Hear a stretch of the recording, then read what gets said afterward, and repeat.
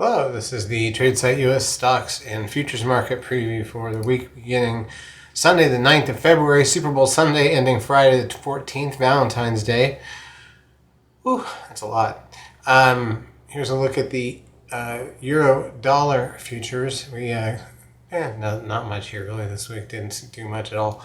Here's the Pound-Dollar, also dead flat for the week. Nothing there. ES front month futures contract. This is the daily chart of the broad market in futures form. Kind of a cup and handlers formation. If it were to break to new highs, you'd think that would be positive. We'll see if it can do it or not. S&P cash already kind of did try to break to new highs and didn't hold it. So, yeah, we'll see. It's kind of a mixed bag there. But we're definitely holding near the highs. NASDAQ 100. Very near the highs as well. Russell 2000. Yeah, in the mid-range hasn't, just kind of a dead flat week.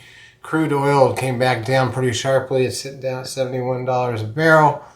So that's kind of a prime price for oil these days.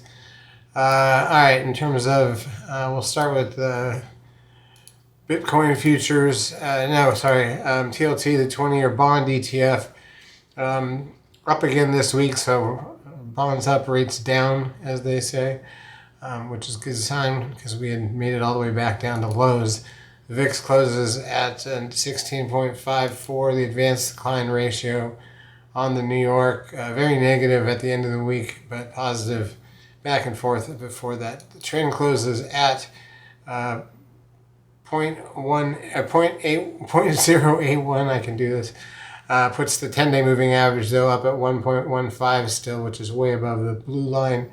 So we don't have that to worry about as a sell signal. Here's the ES during the week.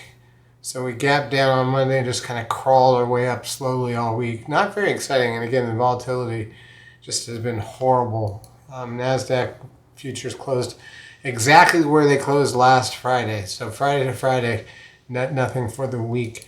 The volume levels were mixed. Had some in the everything's in the sixes and then a couple in the sevens. So there is that.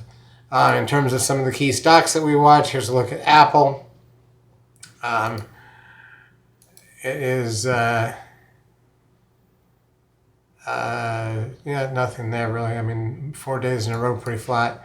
Amazon sold off just a little bit. Meta sold off a little bit. Well, no, Meta's up at highs, actually made new highs. Google sold off a bit, gapped down and then sold off. Goldman Sachs, fairly flat there. No, sorry, got that wrong. I had that off. What did I miss here somehow? Amazon, Meta is up at highs.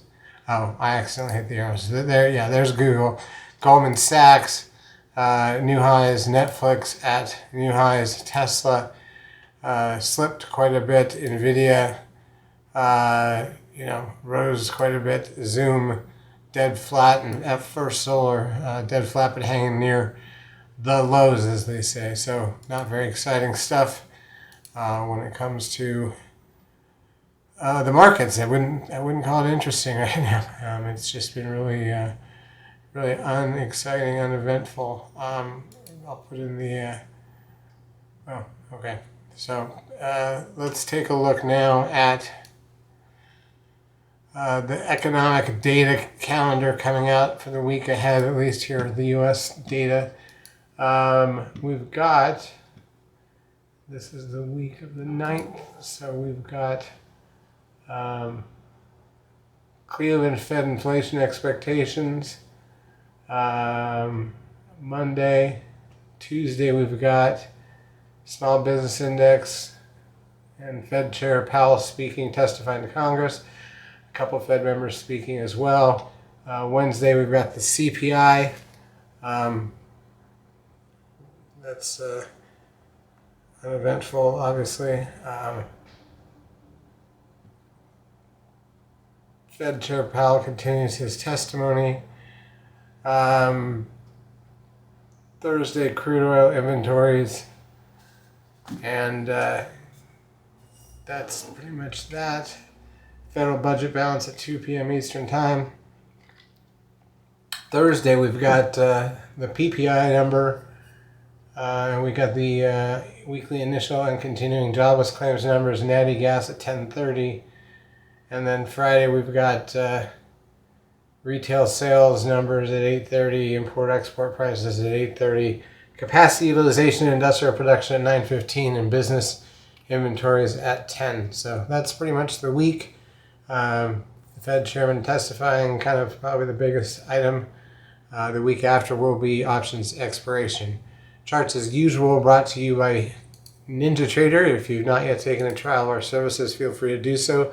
We will help you out for a couple weeks. Have a great trading week and good luck with your Super Bowl team.